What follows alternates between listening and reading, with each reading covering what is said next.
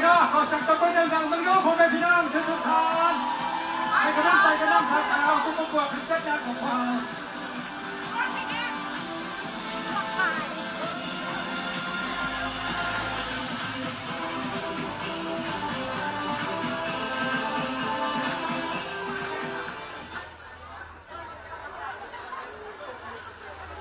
If anybody wants to come up to take pictures with the contestants, they can do so now.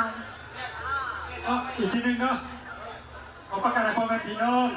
นี่เป็นรอบสุดท้ายแล้วท่านจะมีโอกาสจะได้ให้ดอกไม้แกขอประกวดเรื่องสังกัดทางเจนน้ำอีกแล้วนี่เป็นรอบสุดท้ายหากท่านผู้ใดมีซอดอกไม้มีของควรอยากจะมอบให้นักศึกษาทั้ง7 นางก็ขอเชิญ